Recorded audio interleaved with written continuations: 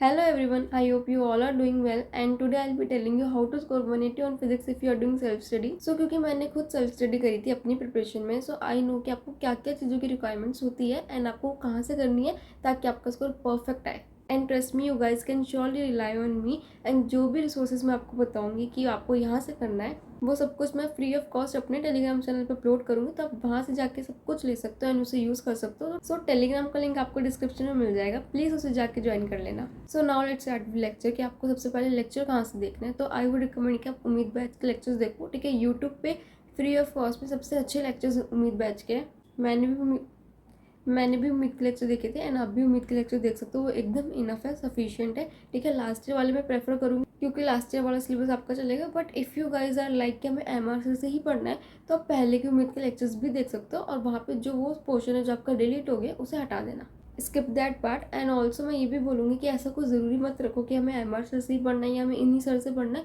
उम्मीद में जो भी लेक्चर जिस भी टीचर ने लिया है वो बहुत अच्छे से पढ़ाया है। पहले मैं भी यही सोचती थी सेम कि मुझे सब कुछ एमआर सर से पढ़ना है, बट मैंने फिर एक बार अभिषेक सर के लेक्चर्स ट्राई करे, मुझे वो बहुत अच्छे लगे। देन आई रियलाइज कि यार चैप्टर समझ आने से मतलब होना चाहिए, फर्क नहीं पड़ता वो चैप्टर किसने पढ़ा है, आपको समझ में आया एक्चुअल में वो मैटर करता है। फर्क नहीं पड़ता कि आपने वो किस टीचर से पढ़ा है। सो आई वुड रिकमेंड कि अगर आपको एमआर सर का या फिर कोई भी पर्टिकुलर सर का आपको जिनसे पढ़ना है उनका लेक्चर आपको ना मिले तो बाकी टीचर्स के लेक्चर्स भी ट्राई कर लेना। ऐसे मत छोड़ना कि मुझे इन्हीं से पढ़ना है इसलिए मैं नहीं देख रहा। एक बार ट्राई करो, क्या पता अच्छा लगे और उनसे ज़्यादा अच्छा लगे, नहीं लगे तो फिर छोड़ देना। देन आपका जो क्वेश्चन आता है वो आता है कि नोट्स बनाने या नहीं बनाने। देखो फिजिक्स के लिए ऐसा सच आपको नोट्स की इतनी वो नहीं ज़रूरत होती। फिजिक्स में मेन आपको ज़रूरत होती है फॉर्मूला शीट्स की जो आप सबको बनानी है, ठीक है। तो नोट्स का आई वुड रिकमेंड कि आप physics math easy by MR sir की जो बुक है आप उनसे नोट्स रिवाइज कर लो, फिजिक्स का जितना भी थ्योरी पार्ट है जो आपको आना चाहिए। बाकी आप उम्मीद बैच से पढ़ोगे तो वहाँ की नोट्स की पीडीएफ भी आपको बैच में अपलोडेड मिल जाएगी, तो आप उन्हें भी गो थ्रू कर सकते हो एक बारी। नेक्स्ट बात आती है आपकी फॉर्मूला शीट्स की जो आपको खुद बनानी है। आई वुड रिकमेंड हर बच्चा अपनी फॉर्मूला शीट्स खुद बनाएगा और ये कोई बहुत बड़ा हार्ड एंड फास्ट रूल नहीं है, रॉकेट साइंस नहीं है, बहुत सिंपल सा है। जब भी आप लेक्चर देख रहे हो एक पेज लेके बैठ जाओ and what you have to do, जब भी कोई फॉर्मूला है बस उसे शीट पे लिखना है, ठीक है। बस इतना करते जाना है, लेक्चर के एंड में ही आपकी फॉर्मूला शीट बन जाएगी, कोई अलग से मेहनत नहीं करनी।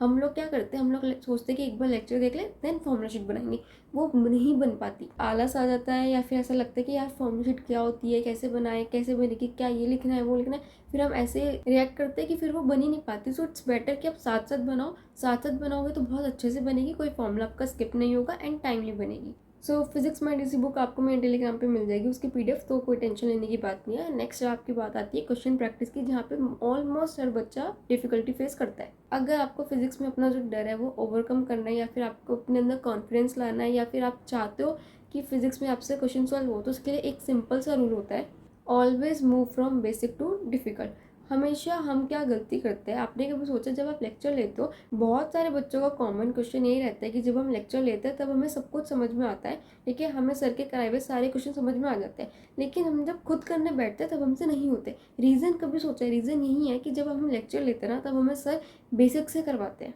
पहले हमें टॉपिक समझाया जाएगा, फिर क्वेश्चन आएगा बेसिक सा एकदम सिंपल सा, देन लेवल को धीरे धीरे धीरे धीरे ऊपर करेंगे ताकि हम कर पाए। कभी सोचो यार अगर लेक्चर में सर कभी हमारे आगे सबसे पहले समझाते ही सीधा डिफिकल्ट क्वेश्चन ले आए और बोलो करो, तो क्या आप कर पाओगे? आपसे नहीं होगा और फिर उसके बाद आपका जो कॉन्फिडेंस है वो भी गिर जाएगा और आपको ये लगने लगेगा कि यार फिजिक्स टफ है, मुझसे नहीं होगी। And this is exactly what happens with you जब आप खुद से करते हो। आप जब खुद से क्वेश्चन सॉल्व करते हो ना तब आप बेसिक से हाई नहीं जाते, आप क्या करते हो, रैंडमली क्वेश्चन सॉल्व करते हो एंड सपोज अगर आपके स्टार्टिंग में डिफिकल्ट क्वेश्चन आ गए तो आपका लेवल पूरा कॉन्फिडेंस लेवल जो गिर गया।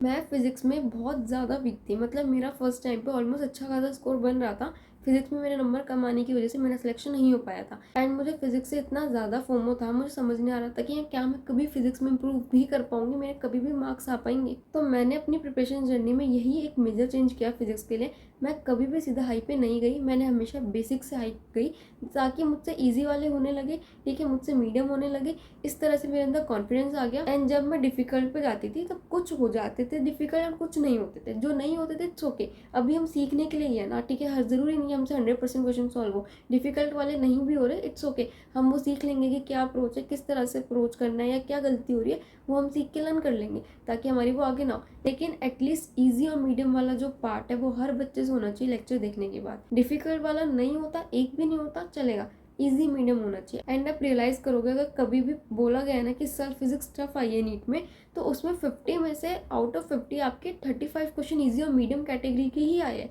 बाकी टफ थे।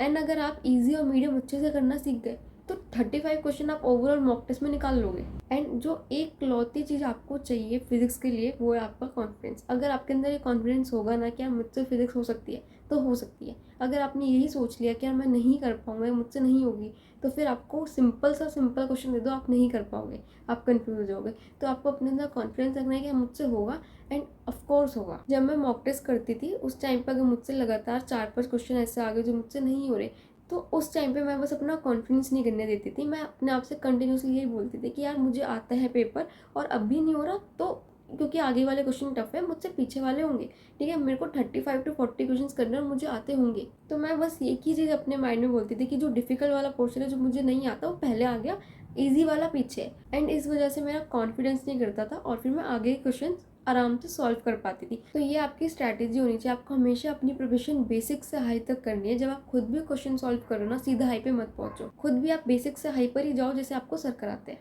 एक और चीज़ आपको ध्यान रखनी है क्वेश्चन प्रैक्टिस करते वक्त, मे भी हो सकता है कि एक चैप्टर है जो आपको बहुत अच्छे से आता हो, लेकिन समटाइम्स क्या होता है कि हमें उस चैप्टर के 1-2 टॉपिक्स ऐसे होते हैं जो हमें डिफिकल्ट लगता है और वो हमें नहीं आते। Please do not leave any topic. ऐसा मत सोचना कि यार ये टॉपिक नहीं आता तो छोड़ देता हूँ, क्या पता इससे क्वेश्चन आए, क्या पता उसी से आ जाए, तो फिर पूरा जो चैप्टर में इतनी मेहनत करी है वो भी पानी में गई अगर वो क्वेश्चन ऐसा आ गया जो आपसे नहीं बना। तो प्लीज़ ऐसा रिस्क मत लेना। कोई भी चैप्टर कर रहे हो पूरा करना है, कोई टॉपिक नहीं छोड़ना उस चैप्टर का। एंड जो टॉपिक आपको डिफिकल्ट लगे उस पर ज़्यादा क्वेश्चन सॉल्व करने, ठीक है। आपको ऐसी बुक से क्वेश्चन सॉल्व करने हैं जहाँ पे आपको टॉपिक वाइज क्वेश्चन दे रखे हो हर टॉपिक से, ताकि अगर मान लो एक चैप्टर है जहाँ पे आपको सब कुछ आता है पर आपके 2-3 टॉपिक्स वीक है, तो आप उसकी प्रैक्टिस करके उसको आप स्ट्रॉन्ग कर पाओ। एंड फॉर दिस मैंने यूज़ करी थी PW NCERT पंच बुक, और मैं आपको वही रिकमेंड करूँगी। प्लस PDF भी आपको मेरे टेलीग्राम पे मिल जाएगी उस बुक की। देन एक और डाउट होता है काफ़ी सारे बच्चों का कि जब सर कराते हैं क्लास में तब हमें क्वेश्चन समझ में आ जाता है, लेकिन जब हम खुद कर रहे हैं तब हम एकदम ब्लैंक आउट हो जाते हैं। हमसे बेसिक क्वेश्चन भी सॉल्व नहीं होते क्योंकि हमें अप्रोच समझ में नहीं आती। इसके लिए भी आपके पास सॉल्यूशन है। मैंने इसके लिए यूज़ की थी तमन्ना मैम की 7777 क्वेश्चन सीरीज़, जो कम्प्लीटली यूट्यूब पे फ्री ऑफ कॉस्ट है। आप उसे यूज़ करो। वहाँ पे मैम ने आपको डिफरेंट बुक्स के बहुत सारे टॉप लेवल के क्वेश्चन कराए जो नीट के लिए इंपॉर्टेंट है। एंड वहाँ पे हर चैप्टर के लाइक पहले टॉपिक वाइज है, then chapter wise, then unit wise, and then फिर मॉक टेस्ट है। इस तरह से हुआ था वो नीट 2023 के लिए। एंड वहाँ पे हर टॉपिक के ऊपर डिफरेंट बुक से क्वेश्चन सॉल्व करने से, प्लस मैम जब आपको सामने बैठ के करा रही है तब आपको अप्रोच करना समझ में आ जाता है बहुत अच्छे से, जो शायद आपको इतना नहीं क्लैरिटी हो पाती लेक्चर में। तो आई वुड रिकमेंड जिन भी बच्चों को अप्रोच वाली प्रॉब्लम है, प्लीज़ आप उस सीरीज़ को फॉलो करो। उस प्लेलिस्ट का लिंक आपको डिस्क्रिप्शन में मिल जाएगा, वहाँ से जाके आप यूज़ कर सकते हो। आपको पेपर पेन लेकर बैठना है। जब क्वेश्चन आए आपको पहले खुद सॉल्व करके देखना है। अगर आपसे ना हो तब आपको वीडियो चालू करनी है, देन देखना है कि आपसे क्या गलती होती है और आप कहाँ पे अटक रहे थे, फिर आपको वो समझनी है। इस तरह से आपको फिर अप्रोच करने वाली टेक्निक समझ में आ जाएगी। इस सब को करने के बाद आपको करना है PYQs। तो PYQs के लिए भी लास्ट 36 ईयर्स की बुक अपलोडेड है टेलीग्राम में, वहाँ सब कर सकते हो। मिनिमम आपको लास्ट 10 ईयर्स के करने हैं फिजिक्स में, उसके आगे की आपकी चॉइस है। देन मोस्ट इंपॉर्टेंट क्वेश्चन आते हैं कि सेल्फ स्टडी कर रहे हैं तो मॉक टेस्ट का क्या सीन है, मॉक टेस्ट कहाँ से दे। सो मॉक टेस्ट मैंने टेलीग्राम से ढूंढ के दिए थे, एंड वही मॉक टेस्ट ढूंढ के नीट 2025 के लिए मैं आप लोगों के लिए अपलोड करूँ टेलीग्राम पे अपने। तो वहीं पे आपको सारे मॉक टेस्ट मिल जाएंगे, बस आपको उधर ज्वाइन करना है, उधर एक्टिव रहना है, उधर आपको टाइमली मॉक टेस्ट मिलते रहेंगे। वहाँ पे आपको ऊपर सिलेबस मिल जाएगा मॉक टेस्ट पे, तो सिलेबस देख के आप मॉक टेस्ट दे सकते हो।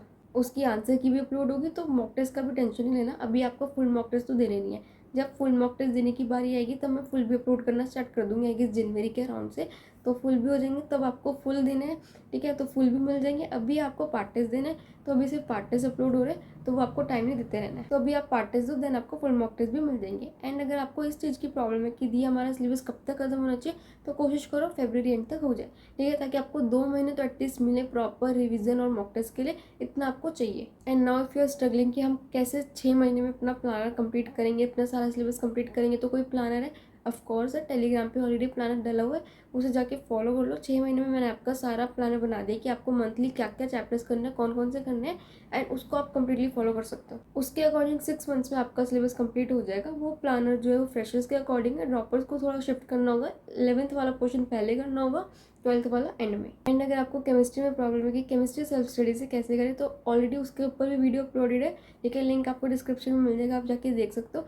एंड एक मोस्ट इंपॉर्टेंट क्वेश्चन जो सबका रहता है कि रिवीजन कैसे करनी है, रिवीजन का क्या पैटर्न होना चाहिए, रिवीजन कैसे मैनेज करनी है हमें अपने सिलेबस के साथ। तो रिवीजन वाला जो पॉइंट है वो मैंने बहुत अच्छे से आपको केमिस्ट्री स्ट्रैटेजी में पूरा समझाया है कि आपको रिवीजन कैसे मैनेज करनी है अपने करंट सिलेबस के साथ। तो आप वहाँ से जाके देख सकते हो, उस वीडियो में आपको एंड में मिल जाएगा, वो सारा पार्ट आप देख लेना। Let's not increase the length of this video, आप लोग वहाँ से जाके वो वाला पार्ट सुन लेना कि रिवीजन कैसे मैनेज करनी है। वो पैटर्न जो सेम रहेगा तीनों सब्जेक्ट्स के लिए, बायो, फिजिक्स, केमिस्ट्री।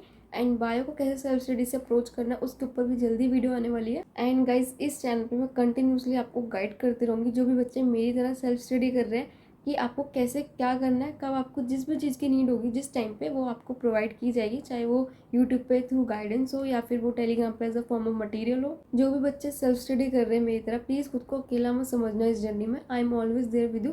आपको कोई भी डाउट हो मुझे कमेंट में बता सकते हो, ठीक है, मैं उसका ज़रूर आपको रिप्लाई करूँगी, आइदर थ्रू चैट और वीडियो के फॉर्म में, ठीक है। अगर आपको कोई मटेरियल नीड हो तो मैं वो भी प्रोवाइड कर दूँगी टेलीग्राम पे। ऑलमोस्ट मैं सब कुछ ढूंढ के कर ही रही हूँ, बट अगर इनकेस कुछ भी रहता है तो आप मुझे प्लीज़ बिना हेजिटेशन के बता देना। सो गाइज अगर चैनल पे नए हो तो प्लीज़ सब्सक्राइब कर दो। चैनल पे मैं ब्लॉग्स भी अपलोड करने वाली हूँ एंड एक Q&A सेशन भी होने वाला है। तो अगर आपको कोई भी डाउट है जो आप चाहते हो मैं उस वीडियो में बताऊँ, तो आप मुझे कमेंट में बता देना वो क्वेश्चन।